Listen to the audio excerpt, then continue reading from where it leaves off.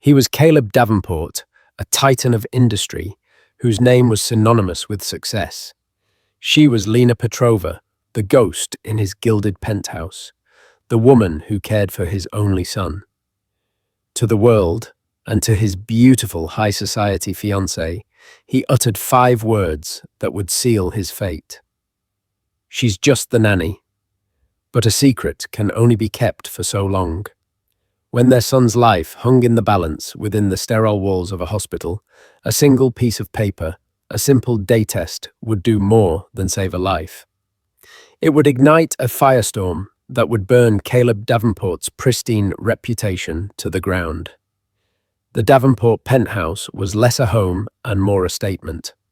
Perched atop one of San Francisco's most iconic glass towers, it offered a 360-degree view of a world that Caleb Davenport believed he owned. The floors were Italian marble, cool and unforgiving underfoot. The furniture was minimalist, chosen not for comfort, but for its price tag and the name of its European designer. It was a space designed to be photographed for magazines, a backdrop for a life lived in the public eye. And in this pristine, sterile environment lived a ghost named Lena Petrova. Lena's world was a small 5-room suite, tucked away behind the gleaming state-of-the-art kitchen. It was comfortable, more luxurious than anywhere she had ever lived, but it was a cage nonetheless. Her job description was simple: to be the nanny for 5-year-old Leo Davenport. In reality, she was his entire world. She was the one who woke him from his night terrors. Her soft voice, a soothing balm against the shadows in his room. She was the one who knew that he liked his sandwiches cut into triangles, never squares, and that the sight of a red balloon could send him into a fit of giggles. She was the one who sat with him for hours, patiently guiding his small hands as he learned to write his name. She was in every sense but biology and legal standing his mother. Caleb Davenport, on the other hand, was a father in name only. He saw his son in scheduled 15-minute increments, usually before a photographer arrived to capture a carefully staged family moment. Caleb would swoop in, smelling of expensive cologne and ambition, ruffle Leo's hair, flash a brilliant white smile for the camera, and then disappear back into a world of board meetings and stock prices. He loved Leo, he told himself, in the way a king loves his heir, as a symbol of his legacy, a continuation of his name. But the messy, day-to-day reality of fatherhood, that was what he paid Lena for. The third point in this precarious triangle was Beatrice Ingram. Beatrice was not just Caleb's fiancée, she was a merger. Her father, Walter Ingram, was a titan of old money, and the union of Davenport and Ingram was seen in their circles as a dynastic alliance. Beatrice was beautiful, impeccably dressed, and possessed a smile that could freeze champagne. She viewed the penthouse as her future kingdom, and Lena as a temporary and often irritating piece of the staff. Beatrice never spoke to Lena directly if she could help it. She would leave typewritten notes on the kitchen counter. Leo's playdate with the Atherton twins is at 3 p.m. Ensure his attire is appropriate for their yacht club. Or, the caterers will be arriving at 6 p.m. for the fundraiser. Please ensure you and the boy remain in your quarters. Lena absorbed these small slights with a practiced calm. She had to. Her entire life depended on the goodwill of Caleb Davenport. She was in the United States on a work visa. He sponsored a fragile thread that he could snip at any moment. And then there was Leo. The thought of leaving him, of his small, trusting face, looking for her, and finding only a stranger, was a physical pain, a constant ache in her chest. This particular Tuesday began like any other. Lena was on the floor of Leo's vibrant, colourful playroom, a stark contrast to the rest of the penthouse building, a tower of brightly coloured blocks. Leo, a small boy with his father's dark hair, but with a gentle, soulful quality in his eyes that was all his own, clapped his hands in delight as the tower grew taller. "Higher, Lena, to the sky," he chirped. Lena smiled, her face often, etched with a quiet worry softening in the boy's presence. To the sky, it is my little eagle. The sound of sharp clicking heels on the marble floor announced Beatrice's arrival. She stood in the doorway, a vision in a cream-colored silk blouse and tailored trousers, her blonde hair pulled back in a severe chignon. She held a tablet in her hand, her expression one of mild annoyance. "Lena," she said, her voice crisp. "Caleb and I will be hosting the pre-gala reception for the Children's Hospital Foundation here on Friday night. It will be a very high-profile event. I've sent the schedule to your email." "Of course, Ms. Ingram," Lena said, her eyes still on Leo. Beatrice's gaze flickered to the boy, and for a moment a strange expression, something akin to distaste, crossed her features. "See that he is kept out of sight. The guests won't want to be disturbed by noise." The implication was clear. Leo was a prop to be used when needed for the hospital's Meet the Benefactor family photo op, but a nuisance otherwise. "We will be in our rooms," Lena said quietly, her voice flat. "Good," Beatrice said, turning to leave. Then she paused. "Oh, and Lena, that blue coat you wear, it's rather drab. Dispose of it. I'll have my assistant order you a new one, something in a simple black. We must maintain a certain standard." Without waiting for a reply, she was gone. The click of her heels faded, leaving a silence that felt heavy and cold. Leo looked up at Lena, his brow furrowed. "Why is BB so loud?" Lena forced another smile, her heart aching. She gently pushed a stray lock of hair from his forehead. "Grown-ups are complicated, my love. Now how about we make this the tallest tower in the whole wide world?" As they played, Lena couldn't shake the feeling of being a prisoner in a palace. She had a secret, a truth so monumental it could shatter this entire, fragile, glittering world. It was a secret, born from a moment of shared grief and weakness, a night she and Caleb had sworn to bury forever. A night, nearly 6 years ago, that had resulted in the beautiful, innocent boy now stacking blocks at her feet. Caleb knew, and she knew, and the lie they lived was a poison slowly seeping into every corner of their lives. The lie had been Caleb's invention. It was born in the sterile, hushed atmosphere of a private clinic almost 6 years ago. Lena, then just a 22-year-old art student working part-time for Caleb's catering company, found herself pregnant after a single desperate night. It was the night of his first wife's funeral, a woman Lena had never met.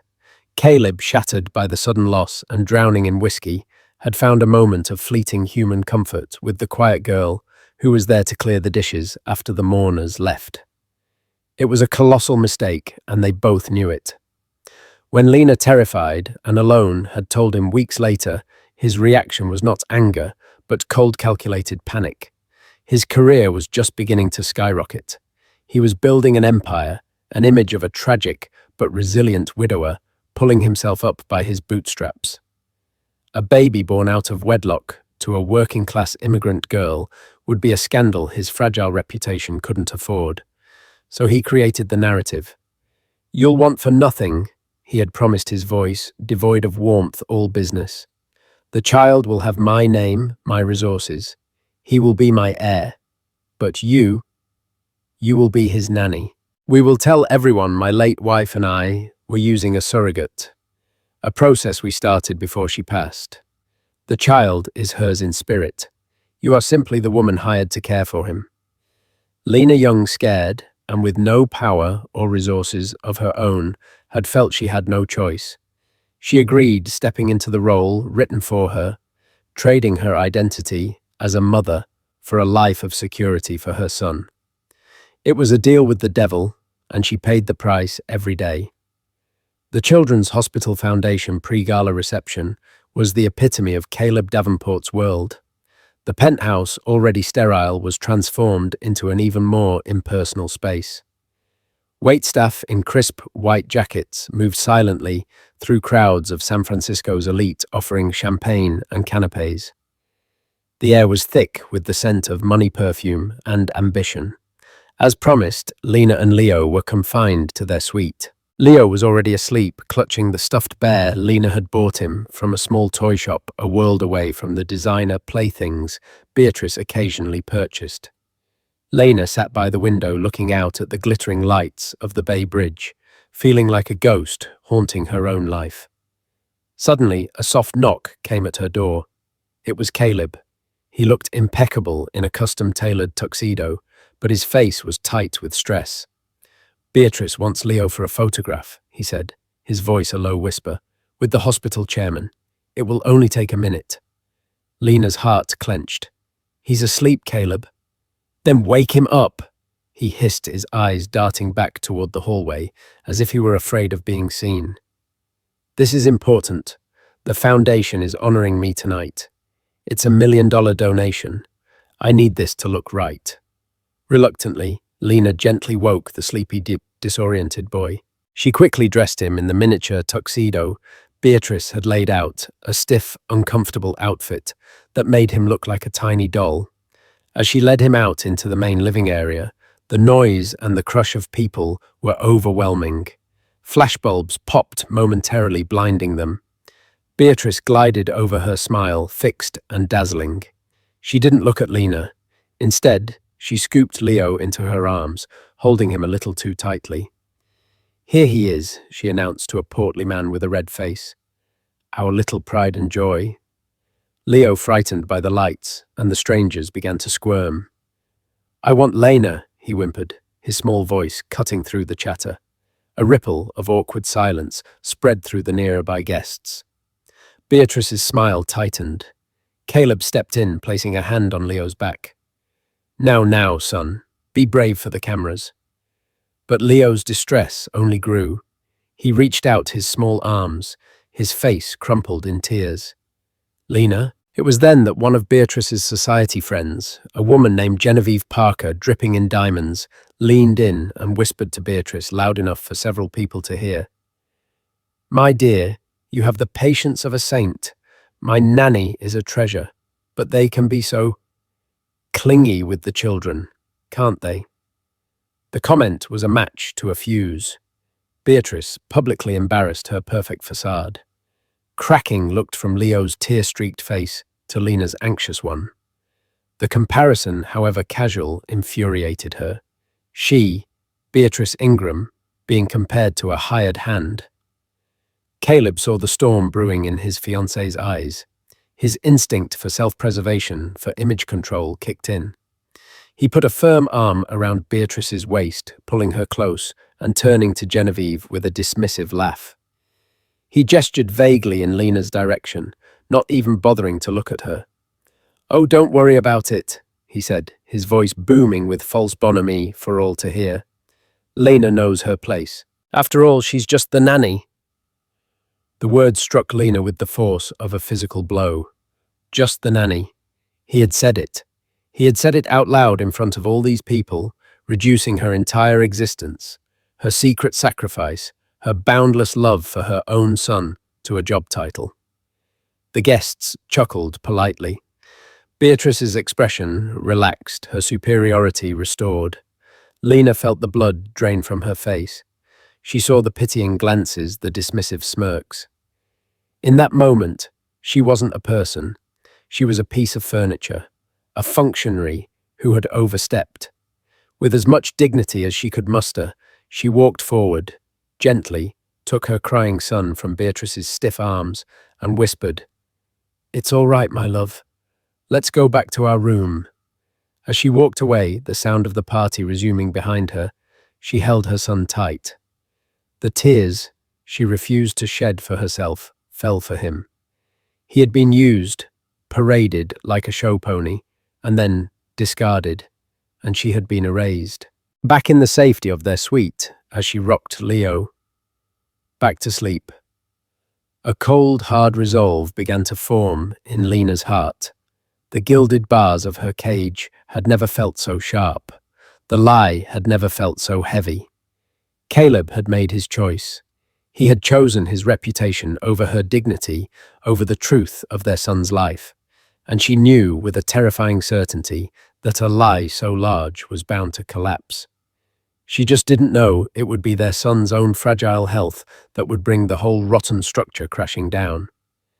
Life in the penthouse grew colder in the week following the party. Beatrice, emboldened by Caleb's public dismissal of Lena, became openly hostile. She would conduct inspections of Lena's suite, criticizing a misplaced toy or a wrinkled bedspread. She installed new security cameras in the playroom, citing Leo's safety as the reason, but Lena knew it was a leash, another way to monitor and control her.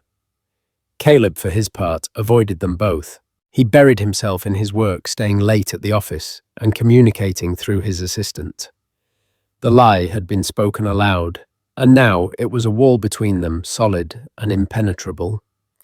He had reinforced his public narrative, but in doing so, he had severed the last fragile thread of their shared secret. Lena focused all her energy on Leo, creating a bubble of love and normalcy for him amidst the suffocating tension. They spent their days in the park, at the Science Museum, anywhere but the sterile penthouse.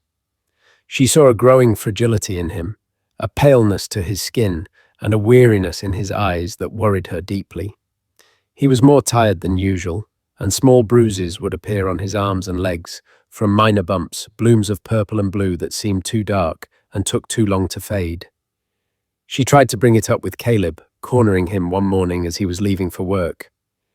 "Caleb, I'm worried about Leo," she began, her voice low and urgent. "He's not himself. He's so tired, and these bruises." He waved a dismissive hand, not breaking his stride as he adjusted his tie in the hall mirror. "He's a boy, Lena. Boys get bruised. Don't be hysterical. Just make sure he takes his vitamins." "It's more than that," she insisted. "I think we should take him to Dr. Peterson. I pay Dr. Peterson a hefty retainer to be on call.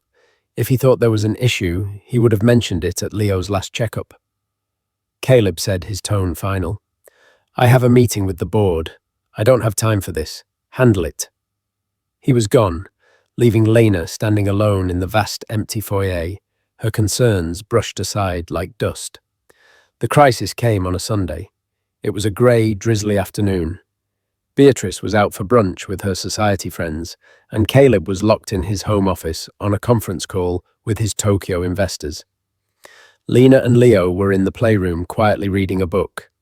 Leo was nestled in her lap, his small body unusually still. Suddenly he looked up at her, his face ashen. "Lena," he whispered, his voice faint. "I feel dizzy." Before she could respond, his eyes rolled back in his head, and his body went limp, slumping against her. Panic, cold and absolute, seized Lena. "Leo!" she screamed, shaking him gently. "Leo, wake up!" His breathing was shallow, his skin clammy and cold. She scooped him up, his small frame feeling terrifyingly light, and ran from the room, screaming for Caleb. She burst into his office without knocking. "Caleb, something's wrong with Leo. He's passed out." For the first time in months, the mask of the unflappable CEO fell away. He saw his son pale and lifeless in Lena's arms, and raw fear flashed in his eyes. He grabbed his phone, his hands shaking as he dialed 911. The next hour was a blur of terror. The paramedics arrived, their calm professionalism a stark contrast to Lena's frantic sobs and Caleb's barked, anxious questions. They worked on Leo, hooking him up to monitors, their voices a low murmur of medical jargon. As they loaded him onto a gurney, Beatrice returned, her face a mask of shock and annoyance at the chaotic scene disrupting her perfect home. At the hospital, the emergency room was a world of harsh fluorescent lights and the antiseptic smell of fear. Leo was whisked away into a trauma room, leaving Lena, Caleb, and a thoroughly disgusted Beatrice in a soulless waiting area. "What on earth happened?" Beatrice demanded, her voice a sharp stiletto aimed at Lena. "What did you let him do?" "Nothing. We were just reading," Lena cried, wrapping her arms around herself, trying to stop shaking. Caleb paced the floor like a caged animal, his composure shredded. His multi-million-dollar deals and public image meant nothing here. In this place, he was just a terrified father stripped of all his power. After what felt like an eternity, a doctor emerged.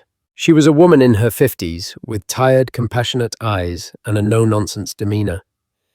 Her name tag read, Dr. Annabeth Foster, Chief of Pediatric Hematology.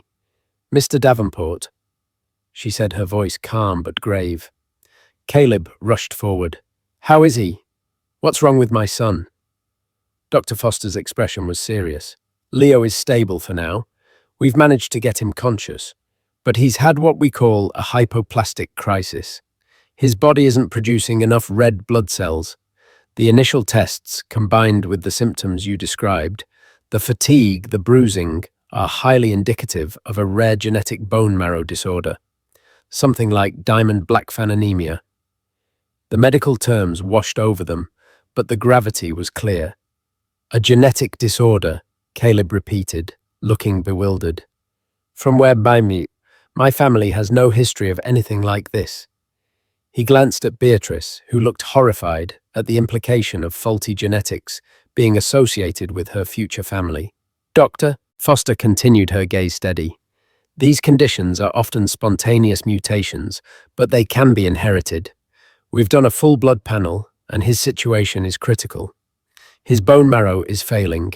He needs a blood transfusion immediately to stabilize him, but longer term, he will likely need a bone marrow transplant. Lena felt the world tilt on its axis. A transplant.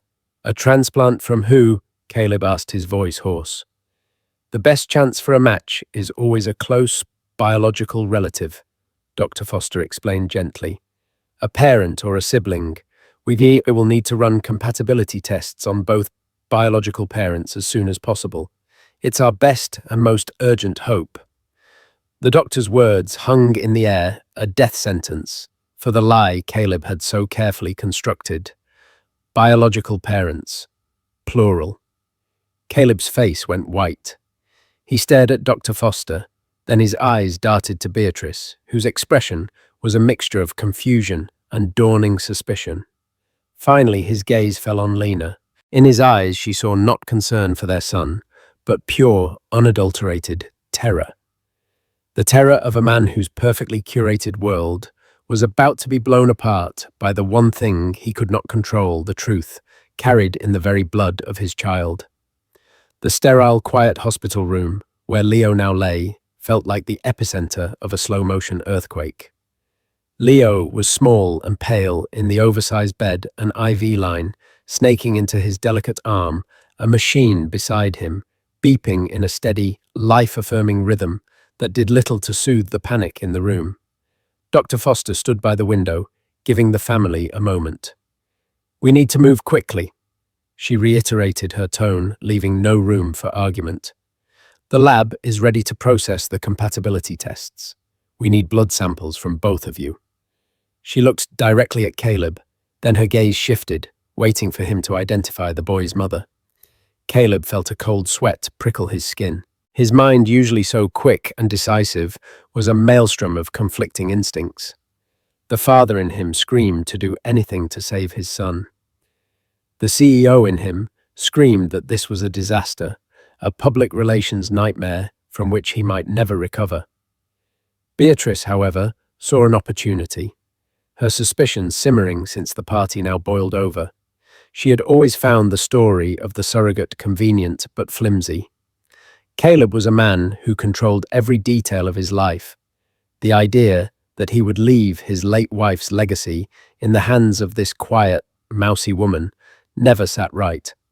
Now, with the mention of genetics, she saw her chance to expose Lena and oust her for good. She stepped forward, her voice dripping with false concern.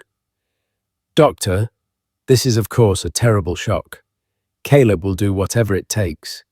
But regarding the boy's birth mother, the surrogate, it was all handled through a very private agency years ago. I'm not sure how quickly we can locate her. She then turned her sharp gaze on Lena, who was standing frozen by Leo's bedside, her hand resting gently on his leg. But perhaps, Beatrice continued, her voice turning hard and accusatory, we should start with the people who are here. the people who have been around Leo his entire life. Perhaps we should test her. She pointed a perfectly manicured finger at Lena. Dr. Foster looked confused. I'm sorry, I don't understand. Is she a relative? She's the nanny. Beatrice spat the words, dripping with contempt.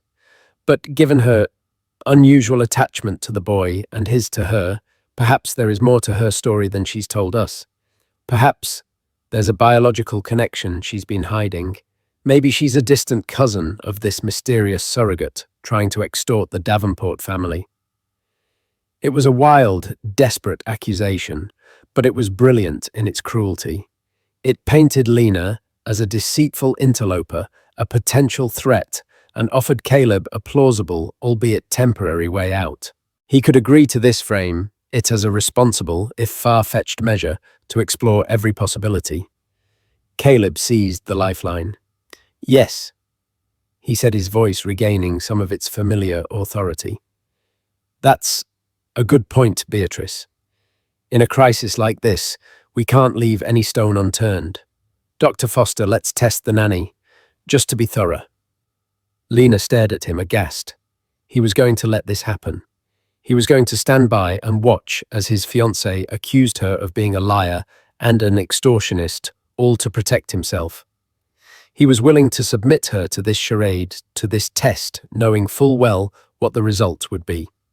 It wasn't about finding a match for Leo. It was about Caleb stalling about him trying to find a way to spin the inevitable revelation.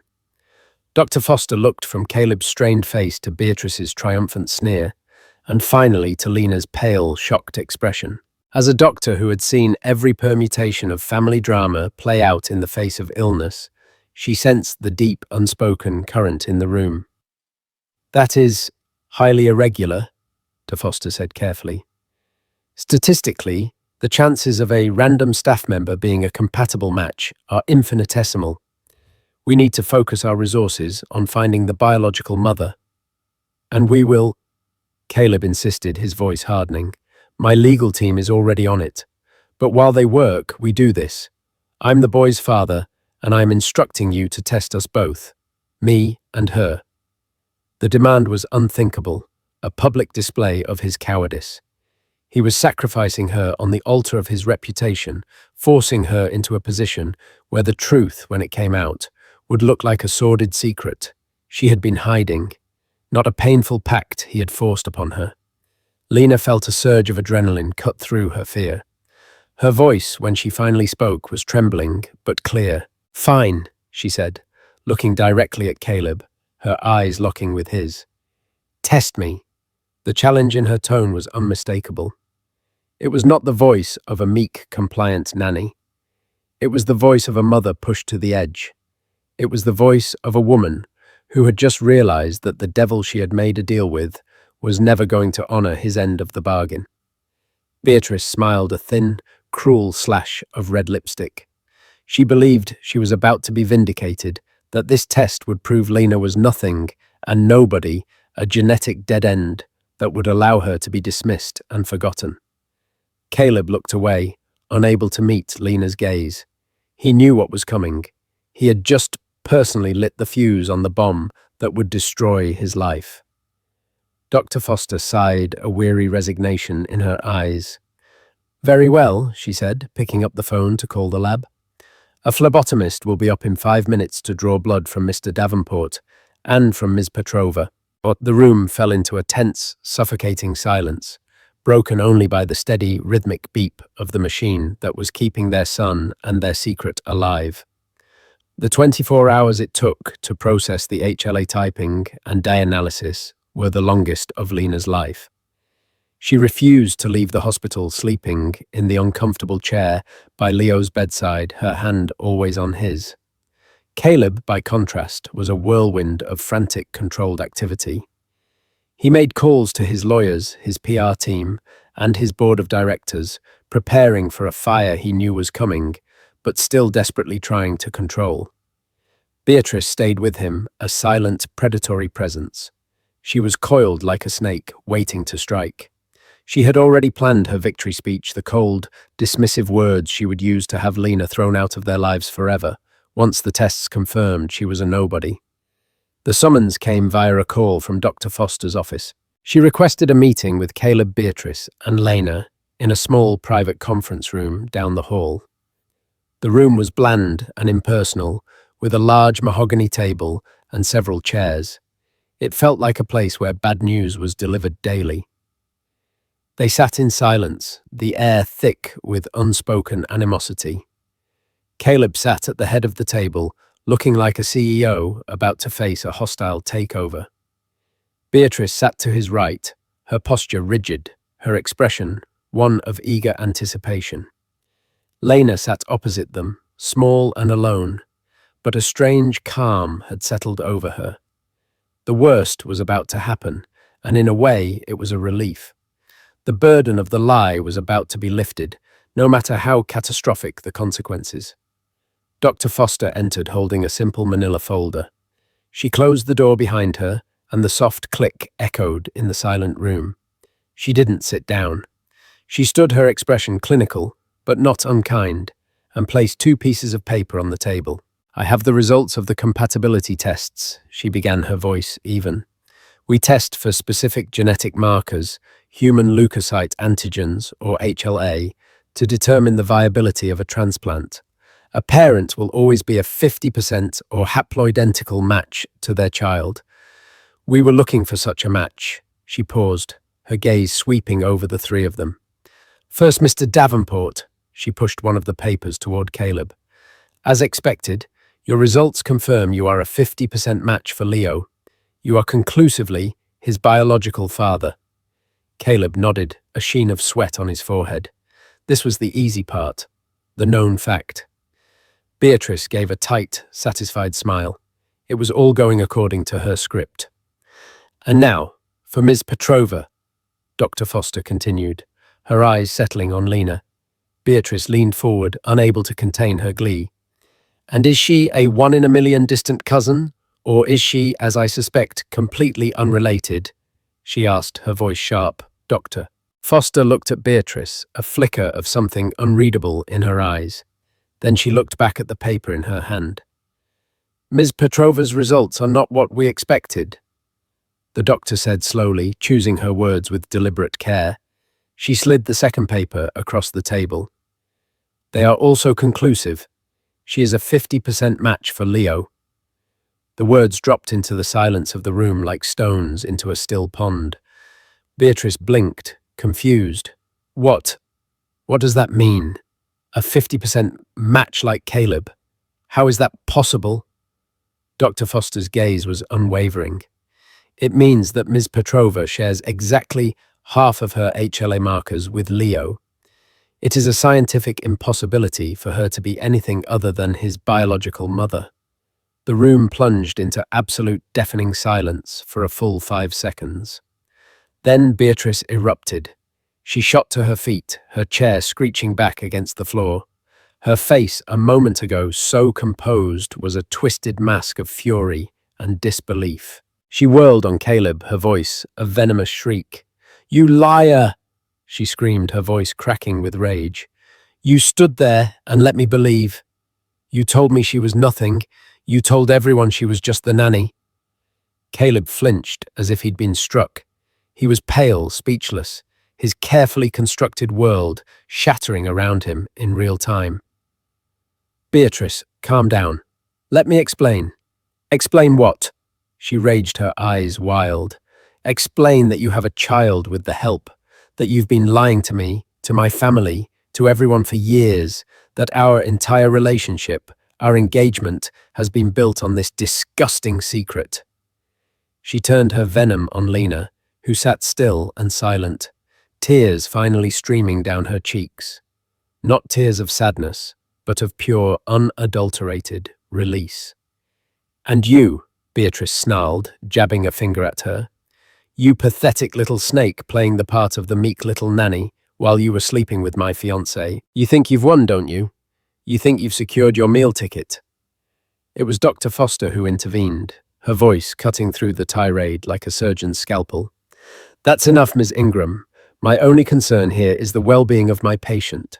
And the good news in all of this is that Leo has 2 viable parental donors. We can proceed with the transplant preparations immediately.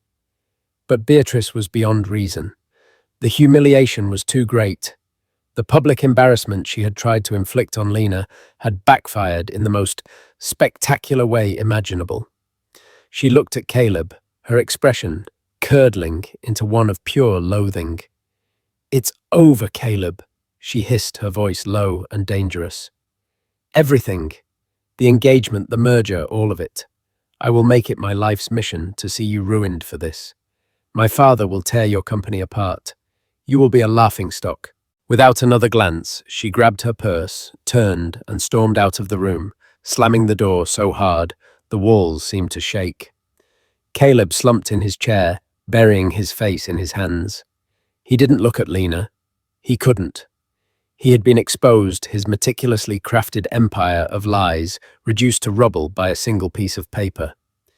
In the ringing silence, only one thing mattered. Lena wiped her tears and looked at Dr. Foster, her voice clear and strong for the first time. "When can we start?" she asked. "What do you need from me to save my son?" In the ruins of Caleb Davenport's reputation, Lena Petrova, the woman he had tried to erase, had finally been found. She was not just the nanny, she was the mother, and she was the key to everything. The fallout was not a quiet implosion, it was a nuclear detonation. Beatrice Ingram was not a woman to suffer humiliation in silence. Before she had even left the hospital parking garage, she was on the phone with her father, and then with a notorious gossip columnist from the San Francisco Chronicle.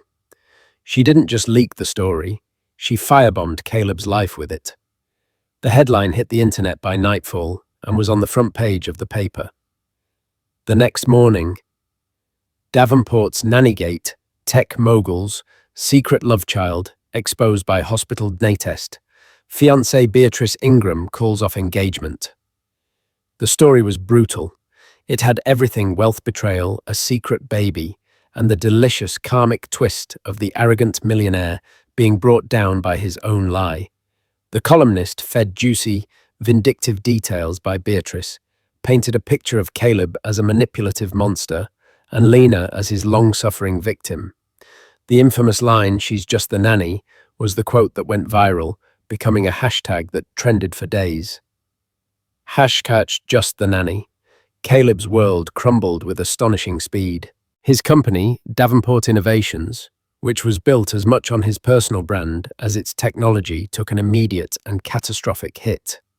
The stock, which was publicly traded, plummeted 30% in the opening hours of the market. The board of directors, a collection of stony-faced men and women who valued stability and image above all else, called an emergency meeting. Caleb, haggard and sleep-deprived, tried to control the narrative. He sat at the head of the long polished table in the boardroom, the same room where he had been lauded as a visionary just weeks before. "This is a private matter," he argued, his voice strained. "It has no bearing on the financial health or strategic direction of this company." A stern-faced board member, a man named Philip Crow, looked at him over his glasses. "Caleb, your private matter just wiped $2 billion off our market capitalization. Your brand is now toxic. The Ingram merger, which we were all banking on to secure our expansion into new markets, is dead. Walter Ingram personally called me this morning to say he will be actively working to dismantle any and all partnerships with us. This isn't a private matter, it's a shareholder crisis." The media camped outside the hospital, the penthouse, and the Davenport Innovations headquarters. Every news channel ran the story. Caleb became a pariah overnight. The charitable foundations he supported began to distance themselves. Invitations to exclusive events were quietly rescinded. The society that had once celebrated him now ostracized him with ruthless efficiency. His attempts to manage the situation only made it worse. He released a cold, legalistic statement through his PR firm acknowledging his paternity, but referring to the situation as a complex personal history that he wished to handle privately. It came across as arrogant and unapologetic. He then made his biggest mistake. He tried to use his money and power to control Lena. He sent his lawyer, a shark named Mitchell Shaw, to the hospital. Shaw found Lena in the small, quiet chapel praying. He approached her not with sympathy, but with a threat wrapped in a settlement offer. "Ms. Petrova," Shaw began, his voice smooth and oily, "Mr. Davenport is prepared to be extremely generous. He is offering a one-time payment of $10 million, a trust fund for the boy, and a home in any city you choose. In exchange, you will sign this." He slid a thick document toward her, a non-disclosure agreement of terrifying scope. It would prevent her from ever speaking about her relationship with Caleb, the circumstances of Leo's birth, or the events that had transpired. It essentially required her to disappear. Lena looked from the document to the lawyer's smug face. A week ago, she might have been intimidated. A week ago, she was the powerless nanny, but she wasn't that person anymore. The truth had set her free, and she was discovering a strength she never knew she possessed. "Is there a clause in here that requires him to be a father?" she asked, her voice dangerously quiet. "Is there a clause that requires him to apologize to our son for hiding his existence? Is there a clause that requires him to acknowledge me, not as his dirty secret, but as his mother?" Shaw was taken aback. "This is a financial agreement, Ms. Petrova. It is more than fair." "This isn't about money," Lena said, pushing the document back across the pew. "I will not be silenced, and I will not sell my son's story for Caleb's convenience. Tell Mr. Davenport that his reputation is his problem. My son is my priority. The only thing I will be signing are the consent forms for the bone marrow transplant. Now please leave." Her dismissal was so absolute, so final, that even the veteran lawyer was left momentarily speechless. He took the document and retreated. When Shaw reported back to Caleb, the millionaire finally understood the depth of his miscalculation. He had lost everything: his fiancée, his standing, the respect of his company, and now any hope of controlling the woman who held the last remaining piece of his shattered life in her hands. He was alone in his glass tower, the city lights outside mocking him. He had built an empire to insulate himself from the world, and now he was its prisoner. Meanwhile, in the quiet, sterile bubble of the pediatric oncology ward, the one thing that truly mattered was moving forward. The doctors had confirmed that Lena was a perfect match for the transplant. The procedure was scheduled. As Caleb's world burned, Lena's was narrowing to a single sharp point of focus, saving the life of her child. The public firestorm was just noise. The truth had been revealed not for revenge, but for survival. And a mother's will to survive for her child was a force more powerful than any stock price or society gossip column. The weeks that followed were an ordeal. The bone marrow transplant was a grueling process for both mother and son. Lena underwent the harvest procedure, a painful, draining experience she endured with quiet stoicism. Leo was subjected to chemotherapy to wipe out his own failing marrow before receiving his mother's healthy cells. He was sick, weak, and isolated in a sterile room to protect him from infection. Through it all, Lena never left his side. She read to him for hours, sang him soft lullabies, and decorated his small room with drawings of sunny skies and soaring eagles. She was a fierce, protective presence, a stark contrast to the disgraced figure Caleb had become. Caleb visited, but his visits were stilted and awkward. Stripped of his power and authority, he didn't know how to act. He would stand in the doorway of Leo's room, clad in a sterile gown, looking lost. He brought expensive, inappropriate gifts: a complex robotics kit for a boy too weak to lift his head, a miniature electric car he couldn't possibly drive. They were the gestures of a man who knew how to spend money, but had no idea how to give of himself. Lena treated him with a cool professional courtesy. She gave him all updates on Leo's condition, but the warmth, the shared history, the secret that had once bound them together, was gone. The news of Lena's quiet dignity and unwavering devotion, contrasted with Caleb's public disgrace, slowly began to shift the narrative. A pro bono lawyer, a sharp, compassionate woman named Jessica Finch, who specialized in family law, read about the case and reached out to Lena. You have every right to establish legal parentage, secure child support, and create a formal custody agreement that protects you and your son, Jessica told her in the hospital cafeteria one afternoon. You don't have to let him control your future. With Jessica's guidance, Lena began to build a new life. While Caleb's lawyers were busy fighting shareholder lawsuits and managing his public relations disaster, Jessica filed a petition on Lena's behalf. It wasn't vindictive, it was practical, firm, and focused entirely on Leo's best interests. It asked for joint legal custody, with Lena having sole physical custody. It demanded child support commensurate with Caleb's income, not for Lena's enrichment, but to be placed in a trust for Leo's education and future medical needs. The final, non-negotiable term was the most painful for Caleb. It demanded a formal public acknowledgement. Not a press release from a PR firm, but a signed affidavit filed with the court, stating that Lena Petrova was Leo's mother and that the nanny story had been a falsehood created and maintained by him. Caleb, cornered and broken, had no choice but to agree to all of it. The fight was gone from him. The day Leo was finally released from the hospital was bright and clear. The doctors were optimistic. The transplant had been a success, and while the road to a full recovery would be long, his prognosis was excellent. Lena walked out of the hospital's main entrance, holding her son's hand. He was still pale and thin, but his eyes were bright, and he was chattering excitedly about seeing the park again. A black town car sent by Caleb was waiting for them. It wasn't the flashy sports car he used to drive. It was discreet, anonymous. Caleb was standing by the car, looking older and diminished. He had lost weight, and there were dark circles under his eyes.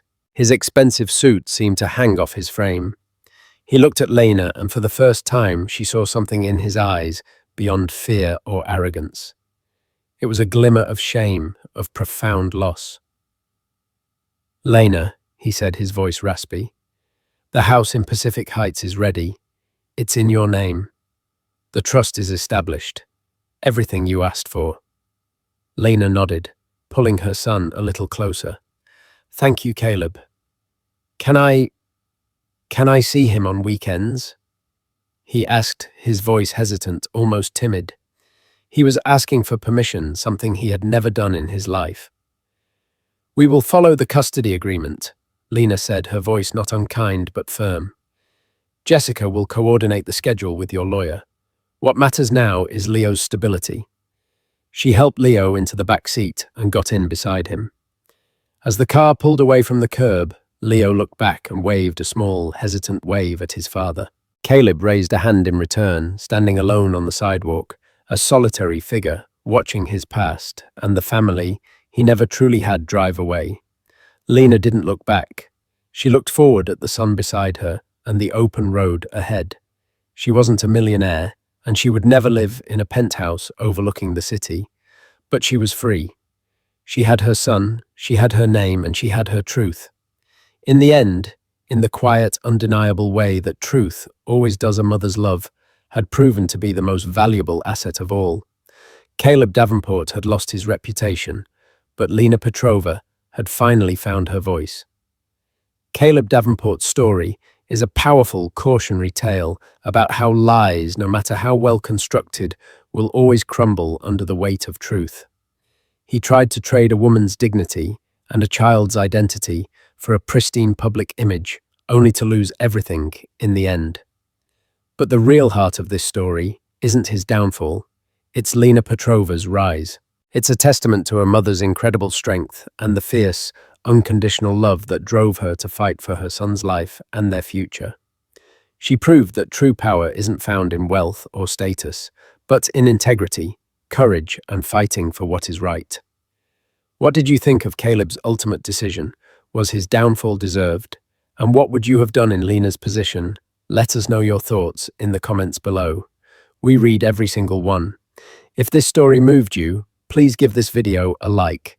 Share it with someone who appreciates a story of justice, and be sure to subscribe to our channel for more real-life drama. Hit that notification bell so you never miss an update. Thank you for listening.